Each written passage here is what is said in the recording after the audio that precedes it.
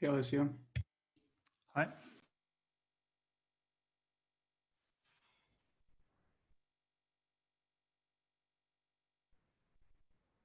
Hello, happy Thursday.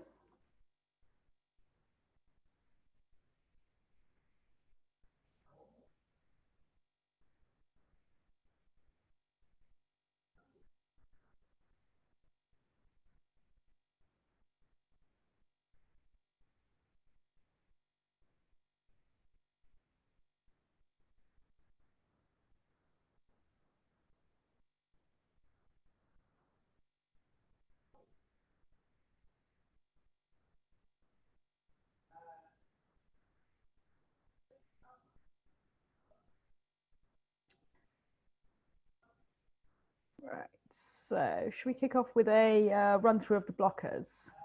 Let's see where we're up to.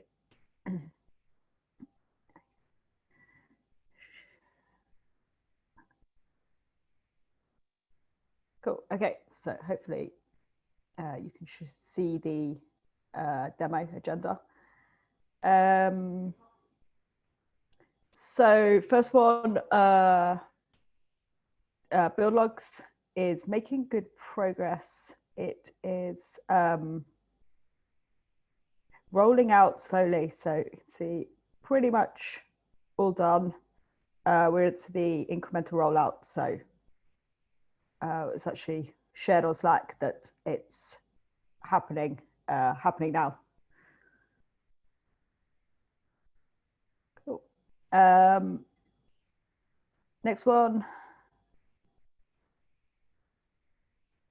Services mapped to pods is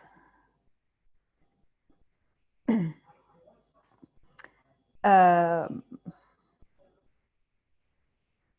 the only update I think I saw, unless you have one, Jav, was that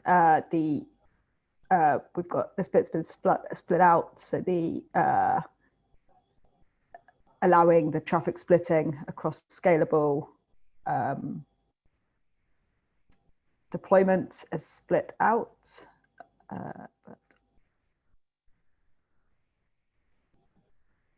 But do you want to give us an update, Jav, on how that one might help?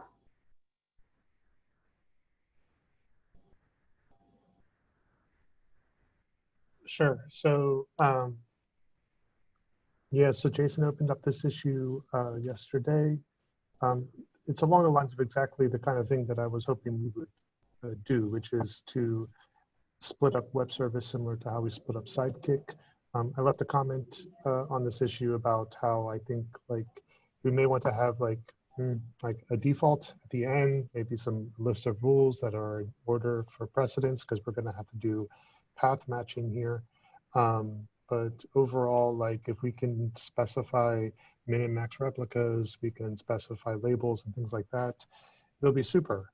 This will allow us to create like arbitrary services in the monolith, because we want to do this for Action Cable too. I was talking to Andrew in our one-on-one this week also about this. He's of the opinion that we don't want to go crazy with services. We really need to be thoughtful and deliberate about what is a service. We don't want to create too many divisions, but we definitely want to split out things like API and Git. We were also talking like maybe internal API as a service, because that would have different SLOs than the public API. And that's something to think about as well. But I don't anticipate it going much further than what we already have defined as services. Yeah, so this, I'm really kind of looking forward to seeing where this goes. And the most exciting thing for me is that once we have this, we can really consider getting rid of HA proxy. And that's going to be a cost savings for us, as well as just a complexity savings. It's just going to take one less network hop, and one fewer component. Are there any questions about this? I was hoping Jason could join, but he had a conflict, so I don't think he'll be able to. But with this issue, I think it's pretty clear. He joined now that you mentioned him. Exactly when you say his name, he appeared. So I was just singing your praises, Jason, about this issue that you opened. I'm really happy to see it. I'm so excited. Glad that this provides a lot of clarity about what is actually needed immediately. DJ will be working this one. We're intentionally having him do some of this work so I can make sure that I understand all the other problems that you need solved and get issues and paths forward laid out. Now, unfortunately, I haven't had a chance to read the responses that you have there, so I'm going to scroll down. Yeah. No worries. I just put a note that like it may be with this case, or it may be with this, that ordering is important because you're going to have like a bunch of different routing rules, and you may want to catch all at the end. This is similar to what we do in HA proxy, where if request paths don't match API, Git HTTPS, and others, then eventually you end up on web. You know, may do something similar to that. We'll probably want to, yeah, we'll have to think about the things that we want to configure per, you know, per pod. Like for example, the blackout, the blackout window, the grace period duration for draining. That's one thing that we'll definitely want to be able to configure per pod. And I'm sure there's other ones as well. Right, and I expect that there will be certain properties that will need specific feedback on yes, we do, or no, we don't. What I want to avoid is just literally making it all the properties, if at all possible. Yeah, of course, yeah. When it comes to path Mm-hmm. priority, they're actually, I'll add it as a comment here real quick. This window.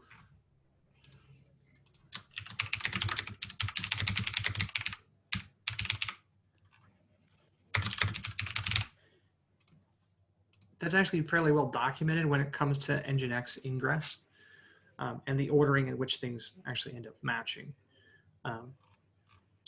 Okay, great. So essentially, it's going to try and take the longest match it can find first, based on a certain number of rules if those paths are very similar.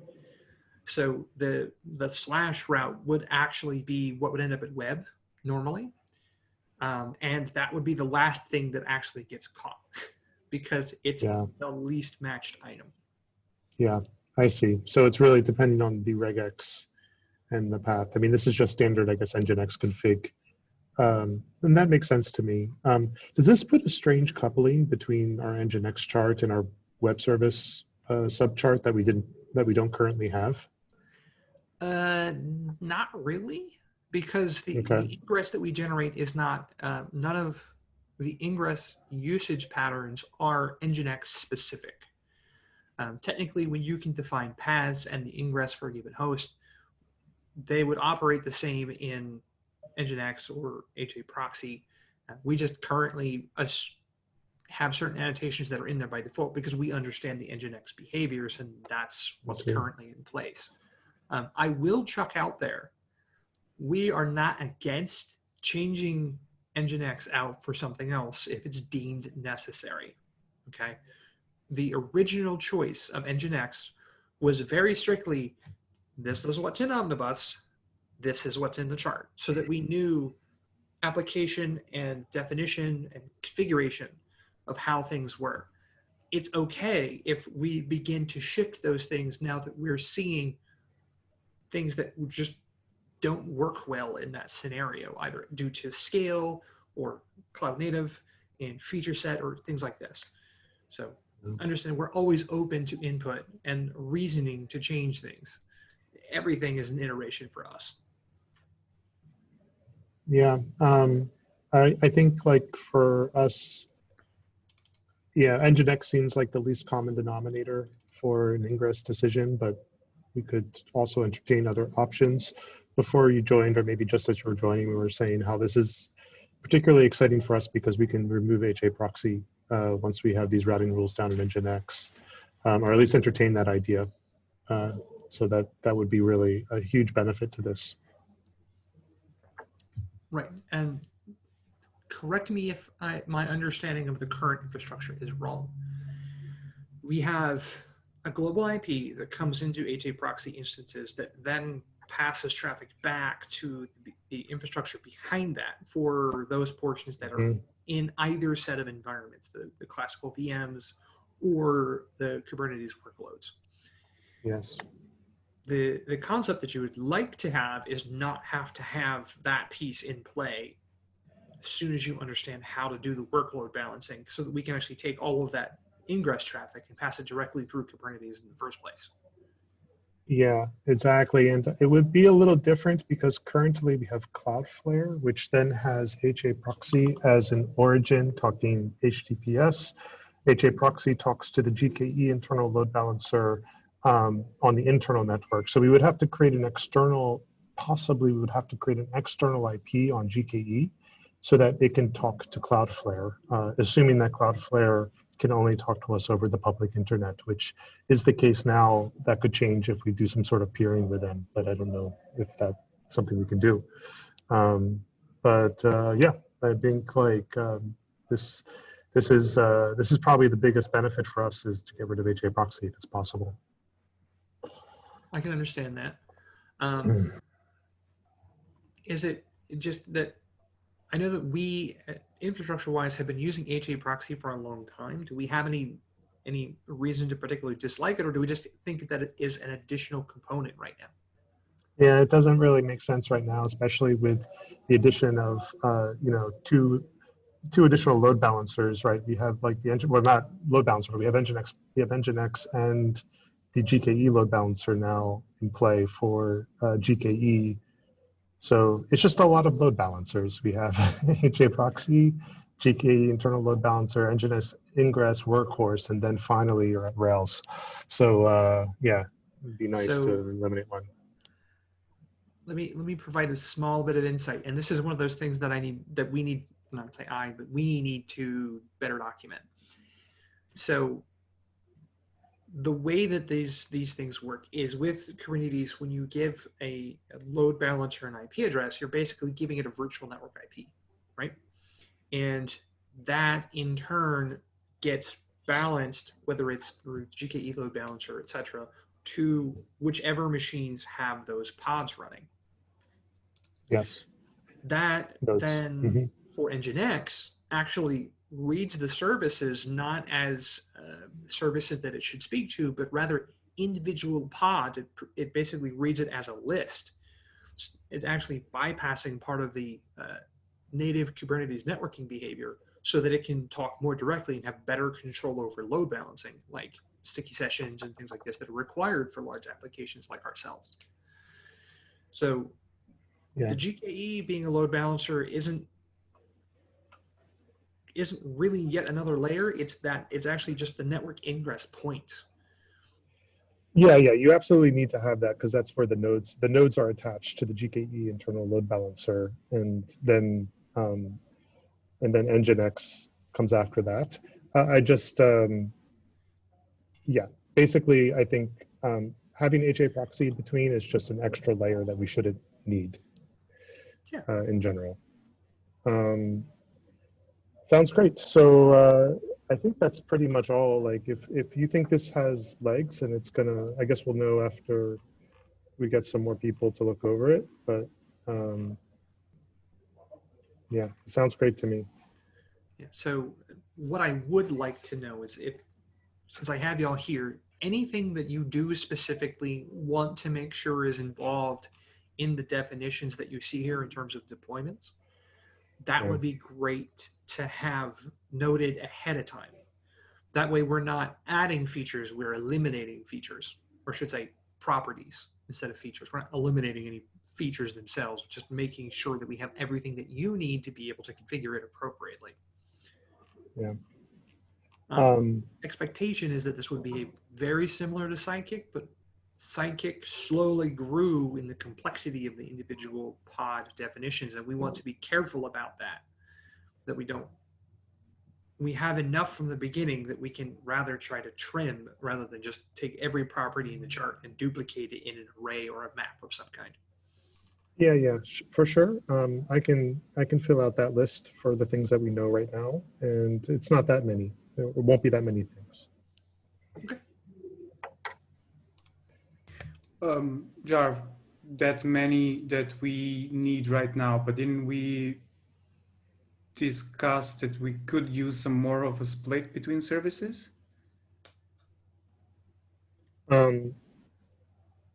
In what sense do you mean by that? Or In sense, you mentioned earlier internal API, like yeah. different properties that we can't split out right now without a significant reshuffle of all of the nodes we have. Because the split of web and API is only there per group of behaviors rather than per features, so to speak, because we could split API even further. I think that was one of these discussions some time ago based on the volume, right? Like CI, jobs, and so on and so on.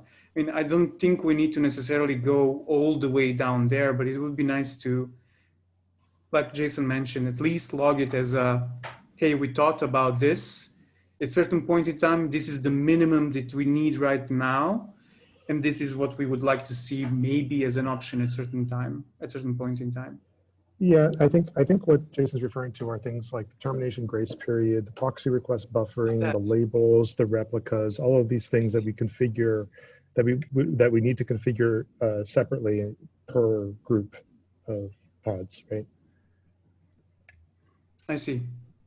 Yeah. I do see somewhat what Aaron is coming up along with, and that's how to actually differentiate between external API traffic and internal API traffic. Yeah, I will clearly throw out there right now that because Workhorse and the web service, whether it's Puma or Unicorn, it's Puma. But until those are actually decoupled safely, the ability to balance internal versus external API is moot until such time as, like, the best we can do right now is tell Gitly to talk to an internal fleet that isn't on the external load balancer or doesn't have an ingress itself, so that it can be spoken to as a service by Gitly for a dedicated behavior. But for the most part, web API, Get HTTPS are coming into whatever pod has Workhorse for its delineation, and then that Workhorse talks only to that Puma. Right. Yes. It makes no sense to go out of the pod, hit the service, turn around, and probably come back to itself. Or why leave the immediate? Internal API right now is only used for GitLab shell, and it's used for Gitly. Those two services rely on, because we don't run Rails on the Gitly servers. So having a separate SLO would be nice for, that's why we're saying like maybe it should be its own service, because you know, it's a service that we want to be more reliable than the public API. But yeah, I think internal API, I think that can come later. For now, I would just focus on what we have, which is API web, Get HTTPS, and then action cable, I guess, might be a new one. Right. / WebSockets. And if it splits, yeah. Right. Well, I think yeah, exactly. Okay. I have some ideas with that. That would be a further discussion to go with outside of here. There are some conceptual ways to move forward with that aren't perfect yet, but they are at least things that can be explored. That's good. Jason, what do you and DJ need from us to help you out with this? Do you need reviews? Do you need rollouts? What exactly do you need to ensure that we don't end up you writing a merge request that lasts for a month and then we see the end result and then we need to go back? Like, how do we get included in this sooner? Sorry, I'm putting forward Jar's Skarbek's time here, but I think it's important that we participate as early as possible. Right. So the simple answer is we will probably ask for the two of anybody on your team really to do reviews of the work. So I'm going to be talking to DJ here in a few minutes, and the intent is that we can get started on this one and we can do early work in progress that shows, look, this is how it does. We don't expect to be able to do an upgrade in the first revisions. So it'll be one of those scenarios where you may need to test it on a test cluster just for your crew to actually turn around and bang on it and see what happens and if all the traffic is flowing the way you want it. So what we really need is exact property requirements that you desire out of the box and anything you have foresight on. And two, when we ping you for review, please review. Cool, thanks for confirming.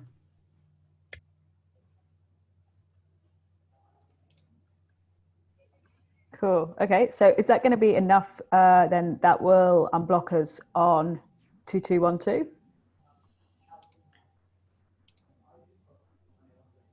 I did specifically split 2212 out because there's more than one discussion going on there. And this was raised in the multi-large that there are multiple points here. We need to discuss if the route that I'm proposing is actually the best route to go with, the reasoning behind Prometheus and how to scale that and how to do fleet division. There's a number of other discussions that are actually wrapped up in here that need to go back. We need to go back, we need to review, and we need to clearly delineate the differences in discussion and find resolutions to those. So I don't think that 2334 will completely resolve 2212, but it will at least significantly unblock the needs to immediately begin the deployment patterns. Yeah, I think once if we do decide to settle on this approach, then I think the parent issue can probably be closed. There are alternatives to this approach, but so far I'm not really enthusiastic about any of them. One alternative would be just to deploy the chart multiple times in multiple namespaces for each service, so that you would have multiple Nginx ingresses for each service. What I don't like about this is that it really, like with the multi-cluster where we have a cluster per zone that just like multiplies the number of ingresses even more than what we would have. And I just would prefer not to go down that road. So possibly this will just close it. You can share the ingress across several. You can share the ingress. There's no need to have several. It's just a matter of label. You disable on the chart the ingress and you label the services with the label on the ingress that you installed, and everything works. So you can share one ingress deployment. So there can be one Nginx installed with one load balancer incoming. And then you can actually define multiple ingresses at the same host, but with different paths. And it will actually combine those together. So you can deploy the chart 3 or 4 times, just providing the path argument to the ingress definition itself. And then it will spread that load across the various namespaces. All you have to do is set the flag that it should be a global listener for ingresses, and then turn off the deployment of Nginx for all of the other namespaces. And that would work across namespaces? Like you could have the Nginx ingress in the GitLab namespace and then have, well, okay, maybe that would be an option, but I still don't like it as much. But I guess we'll see where this new issue goes. And if we have to entertain other options, then we'll do that. Right. My only proposal is that we work through some of the thought exercises to make sure that we've evaluated this as the best choice. Yeah, sure. Great. Nice, thanks for that. Cool. So just on the next blocker on the blocker list is the cross AZ network traffic. How's that going, Job? It's going well. Last 2 days, we've made a lot of progress. Monitoring looks like it's complete on the new clusters. We have Prometheus endpoints that are now finally working. Basically just waiting for Skarbek to hit the approve button. He did one last round of review and then we're complete. I'll do a status update at the end of today on that issue, but next we'll be installing the GitLab chart in the clusters. I don't anticipate any weird problems with that. And then we'll be done with pre-prod and we can move on to staging. So I'm hoping to move to staging tomorrow, and then we'll start, you know, provisioning the production infrastructure next week. Great, nice. Cool. And then next on the project, we've got pages. So I'm assuming no major update on this. It's sort of continuing on. It's continuing on. It's actually running in production right now. One of the biggest changes they made. So if you go to docs.gitlab.com, you're gonna get your pages served from object storage instead of from shared storage. So, but there is a lot of work to go through still to remove this blocker. So it's in progress, if nothing else. Great. That's good. Cool. Okay. So, Jav, over to you.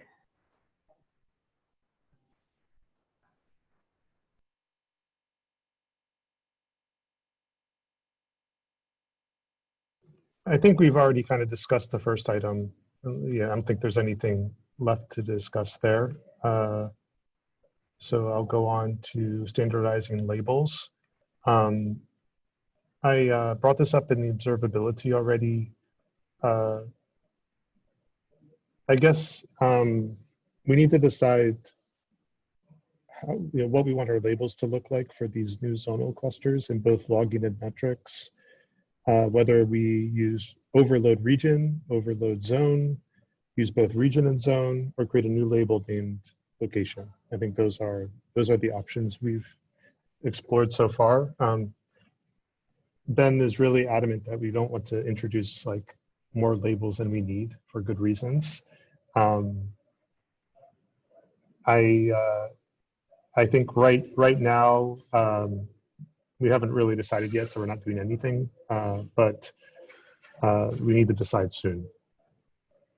Maybe this is like probably the best. We should talk this through with observability since they're the ones that are most affected by this. Maybe location is good. Like I like this. We can use location, but then do we want to have a location class label? That says like whether it's regional or zonal. I'm not sure.